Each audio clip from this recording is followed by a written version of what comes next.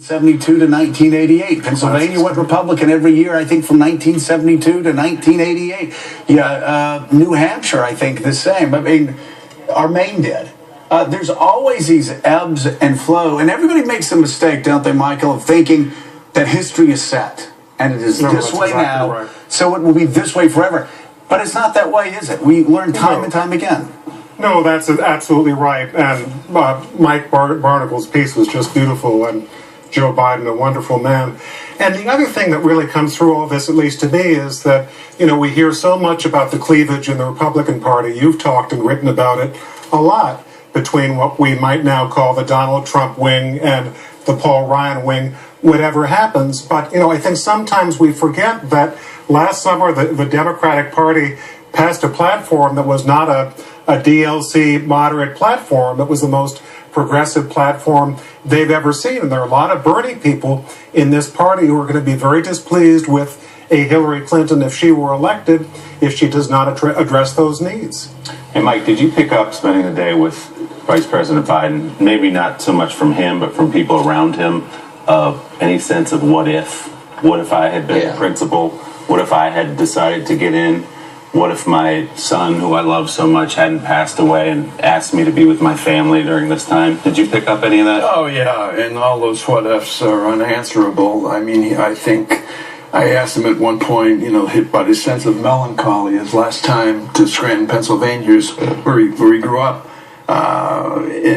Last time there as Vice President of the United States, he said, sure, there's melancholy, but, you know, personal reasons were such that he chose not to run. He think instinctively, because that's what you do when you're in that business. He thinks he'd be looking at, 55-60% of the vote had he run. Yeah, I'm sure he must be sitting there thinking, it could have been me. Yeah. Steve Ratner, the markets are rallying, and they're rallying because they think Hillary Clinton is going to win. This has got to be really, really great news for the Clinton campaign. You've got to look at it positively as well. You look at those numbers, they're shooting up because we know the markets, and especially the betting markets, are always right, just like they were right with Marco Rubio, and just like they were right with Brexit. So here we go. This is a happy day, right? No, but This is well, it's a happy Brexit, Rubio. Okay, Rubio, anybody? Go ahead. All right, fair enough. Fair enough. Fair enough. Maybe tomorrow, when the prediction markets are right, we can have a different discussion. But that's not the point I wanted to make, which is I have never seen an election in which the markets had so strong a view as to what was good and bad about the outcome. And what you saw was the markets rallying yesterday because of the FBI thing on Sunday. And the reason I mention this particularly is if the unlikely event happens and Trump wins, you will see a market crash of historic proportions, I think. Why is that as a practical matter? What do they think will happen if Donald Trump is president? They think he is essentially the unsteady. There's two levels. One, they think he's the unsteady hand at the trigger in the White House, making decisions, not knowing what he's talking about. And secondly, his economic policy, if you want to call it that, involves these massive tax cuts that would blow up the budget deficit, create all kinds of economic havoc. And that's not what the market's going to collapse. They're terrified of him. No. But the tax cuts aren't the reason why the market's going to collapse. It's the trade. It's what he thinks about trade. It's what he thinks about protectionism. It's what he thinks about global financial markets. And it's also the fact that he's just not a steady hand on the tiller. Right. And they have no idea what he's going to do, and it scares the hell out of them. Very, very fair. But Michael Beschloss, if you are a working class voter in middle America and you're I'm not trying to speak for anybody, but if you're going to vote this morning and you hear that the financial markets are going to protest Donald Trump's victory and your wages have gone down in real terms since 1987, that actually probably makes you think, I might want to vote for this guy. I think you'd run to the polls as quickly as possible and vote for Trump. You know, in many cases, if there is that kind of anger and resentment, I think he actually knows that. And that has been true, through history. William Jennings Bryan, welcomed the hatred of Wall Street and the established elites, and it brought him pretty near to the presidency. Michael, I follow you obviously on Twitter, and you know that because I follow each other. I retweet you about 30 times a day. You have so many incredible moments. Do you have a favorite moment over the past, let's say, 50 years? election day moment, just historically, that you find really compelling and indicative of what elections are about in America? Well, I always think of the classic election, maybe just because of the times we're living in. 1960, Kennedy versus Nixon went on so long, it was so close. You had these two guys who had been friends before, and Jack Kennedy said in private, about Nixon, it's inevitable you get to hate the person that you're running against. And I think they both felt that at times during that campaign.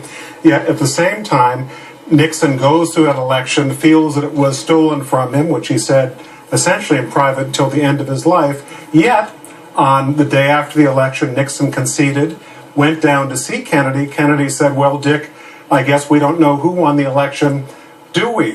And Nixon said, well, essentially you did. They resumed their friendship, at least to some extent. They shook hands on inaugural day. It was never an issue. Michael Beschloss, thank you very much. Steve Ratner, thank you as well. We'll see you tomorrow morning in Studio 8H. Mike Barnicle stayed with us.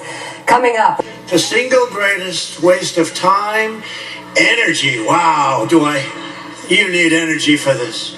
The single greatest waste of time, energy, and money. I'll have over $100 million. That's a lot of money.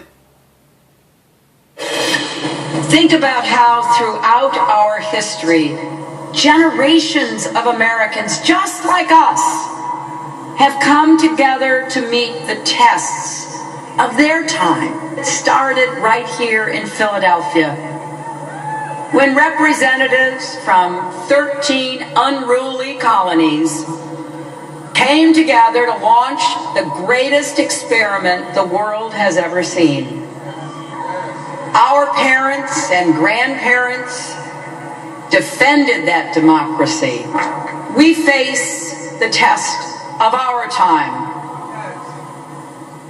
What will we vote for, not just against? Columnist and MSNBC contributor Mike Barnicle, managing editor of Bloomberg Politics Mark Halperin.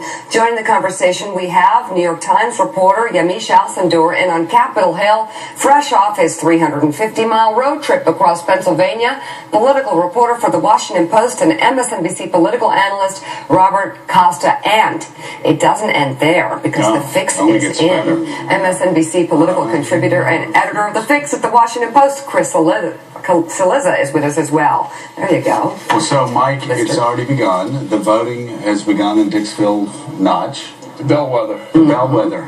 Every time. How's that look this morning? Every time I hear about that, let's see, Dixville Notch, Hart's location, Millsfield, Donald Trump 32, Hillary Clinton 25, Gary Johnson 4, Bernie Sanders 3, Kasich 1, and Romney gets 1. And every time I see that, I'm reminded, of course, of one of the great political books of all time. Every election day, I wake up thinking about it. The Making of the President, 1960, as we see people already standing in line. It's amazing. Teddy White writes, "It was invisible as always. They'd begun to vote in the villages of New Hampshire at midnight, as they always do, 7.5 hours before the candidate rose. By the time the candidate left his Boston hotel at 8:30, several million had already voted across the country in schools, libraries, churches, stores, post offices. These too were invisible, but it was certain at this hour that the vote was overwhelmingly Republican. On Election Day, America is Republican until 5 or 6 in the evening. It is in the last few hours that the working people and their families vote on their way home from work or after supper."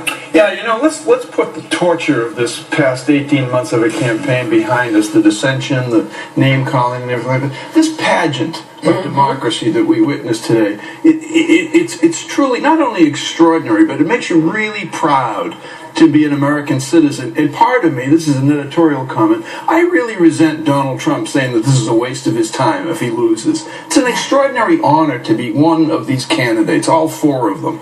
The Libertarian Party, the Green Party, to be able to go to the country and make your pitch as to why you ought to be president of the United States. It's an extraordinary honor, and it's an even bigger honor to be allowed to vote for president of the United States. And we'll have at the end of this day, one way or another, a historic candidate. I mean, we have to stop and think about that. We get so lost in the daily push and pull and all the polls.